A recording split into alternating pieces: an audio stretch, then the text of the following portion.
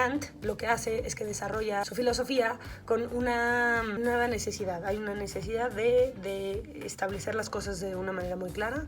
Entonces, para él es muy importante no solamente que la ética sea una ciencia, porque de hecho no hace una ciencia como tal de la ética, sino que más bien aplica su teoría en la crítica de la razón pura, la aplica de manera práctica y entonces surge la ética en este caso.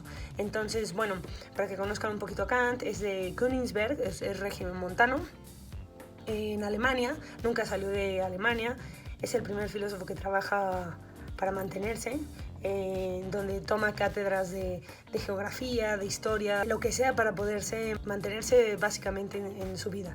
Entonces, pues bueno, él tiene una frase muy famosa que dice que 2 cosas llenan mi mente con nuevos conocimientos que aumentan mi asombro y mi deseo: las estrellas del cielo brillando sobre mí y la ley moral dentro de mí, ¿no? Entonces es como este punto de vista que tiene Kant, en donde va a ser una ética del deber.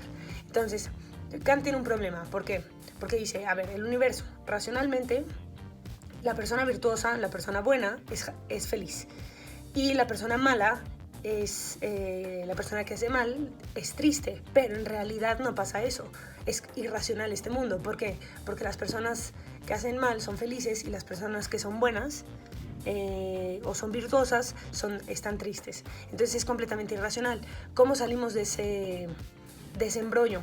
Bueno, aquí uno de los puntos es que de ese embrollo salimos poner unas bases claras para distinguir qué es lo bueno y qué es lo malo. Lo que nosotros nos podemos dar cuenta es que aquí se aclaran las cosas por medio de un castigo.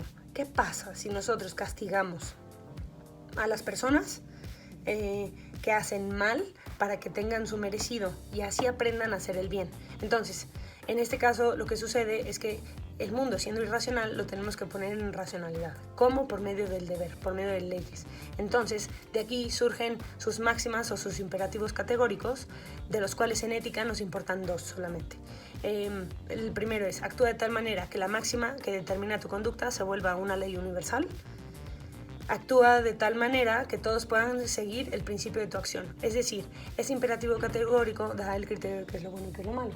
Es decir, si tú lo que haces es establecer una métrica, ¿no? Yo quiero hacer algo, lo que haces es que sabes cuál es la ley, la aplicas en tu caso personal, la elevas, ¿qué pasaría si todo el mundo lo hiciera igual? Y entonces sacas una conclusión, es bueno o malo. Por ejemplo, vas en el coche, estás en un semáforo, todo el mundo sabe que el rojo hay que quedar separados, estás viendo que no hay nadie en la calle y tú te quieres pasar el rojo, pero tenemos un problema. ¿Qué pasa? Si todo el mundo se pasara el rojo, el alto, entonces todo el mundo chocaría. Por ende, entonces ahí perderíamos todos. Entonces, si todo el mundo se pasara el alto, todo el mundo chocaría y sería caos. Entonces, ¿cuál es mi conclusión? No debo pasarme el alto aunque no haya nadie.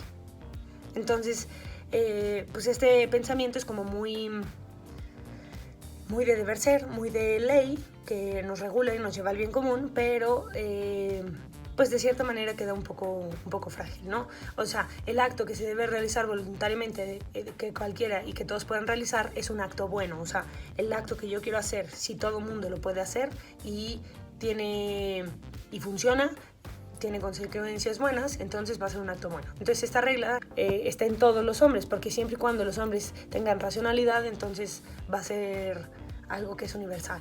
¿Por qué? Porque todos los hombres son racionales, las leyes son racionales porque el hombre las capta y entonces es capaz de distinguir estas cosas de manera racional. Entonces, cualquiera que piense reconoce estos principios morales. Si cualquier persona que intente actuar en contra de estos principios, la sociedad se vuelve hueca, se vuelve vacía.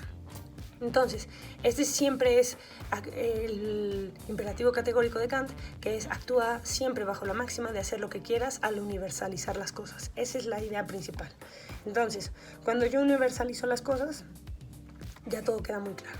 Ahora, también tiene otro imperativo categórico que es muy importante y del cual este ya es vigente en todos lados, incluso en la bioética, que es una de las ciencias modernas que regula las acciones humanas frente a la vida. Kant establece: trata a los demás siempre como fin, nunca como medio. O sea, no uses a las personas como un medio. ¿Qué significaría esto? tratar a una persona como un medio. ¿Qué es usar a una persona? ¿Qué significaría usar a esta persona? ¿A qué nos referimos con la humanidad cuando decimos que la tratamos como un medio?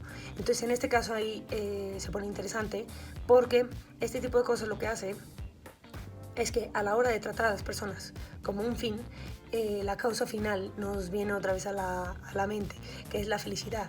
Yo voy a tratar a las personas siempre por lo que son, no por lo que me pueden dar, no por el beneficio o el placer que me pueden dar. Entonces, si aquí nos fijamos, se establece las cosas cara a un fin, y este fin tiene que ver con leyes que rigen estas conductas, y estas leyes que rigen estas conductas son claras, son determinantes. Entonces, el fin de las personas va a ser de acuerdo a la ley, que es la felicidad y el bien común, la justicia. Entonces, en este caso lo que vamos a tener son este tipo de ideas que son ontológicas. Por eso esta corriente se llama deontológica. ¿Por qué? Porque preservan el ser, pero no el ser, sino más bien el deber ser. Por eso el derecho es muy afín a Kant, porque siempre está estableciendo la finalidad que se tiene. Entonces las reglas, las leyes, regulan cada acto humano dependiendo de la finalidad a la que se busca. Entonces, con esto estamos nosotros siempre aumentando más. Otra de las características que tiene Kant es la cuestión de la autonomía, ¿no? Ama a los demás como a ti mismo.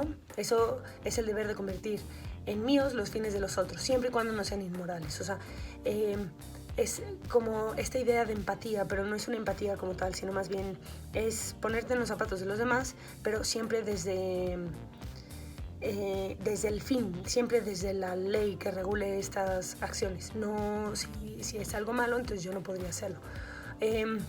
Actúa de tal manera de maximizar tu propia acción, placer e intereses a un plano universal. Entonces, si yo busco desarrollarme para conseguir un placer y todo el mundo busca el placer en esa acción, entonces si resulta que es positivo, entonces ¿cuál es el problema? ¿Qué es lo que regula realmente la moral? La maximización de cosas que a la mera hora, pues un placer puede ser bueno, pero no quiere decir que eso realmente sea bueno. Pero si todo el mundo lo consigue, entonces fue bueno. Ese es justo uno de los problemas a los que nos enfrentamos con Kant. Ahora, para que una acción sea plenamente moral, se tiene que tomar en cuenta unos principios. Principalmente es ser consciente de lo que se está haciendo, al menos de que se intente actuar de acuerdo a los fines elegidos. Entonces, en este caso, la autonomía es la capacidad de legislar sobre las propias acciones al escoger un principio que las rige, es decir, hacerse cargo de la responsabilidad máxima después de una acción. Es decir, yo soy autónomo cuando actúo de acuerdo a un principio, que ese principio es independiente a nuestros intereses personales y que nosotros mismos lo hayamos establecido como principio, o sea, por medio de la razón. Entonces, en este caso, si nosotros nos basamos en una conducta del deber ser por la ley, ¿en dónde queda la libertad? Porque entonces yo debo hacer el bien. Y el bien se debe hacer un bien, estamos obligados a hacer un bien. Entonces, más tarde, un neokantiano, apellidado Ross, habla de, bueno, entonces, si nosotros seguimos a Kant, entonces hay un deber de lealtad, deber de enmendar, deber de agradecer, deber de justicia, deber de beneficio, deber de automejora y deber de no hacer mal. Entonces, cuando todo esto se junta, debemos medirlas y decidir qué hacer.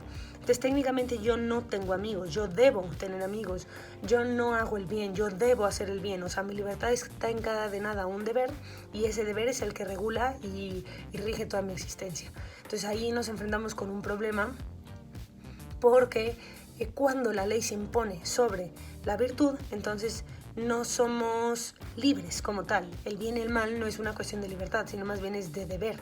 Entonces por eso se puede entender que el bien sea lo correcto, lo cual ahí se pierde esa libertad para saber elegir, ¿no? Y entonces el mal va a ser lo que encadena, lo que te quita esa libertad, pero al final del día, ¿quién es el que está decidiendo? Pues eres tú.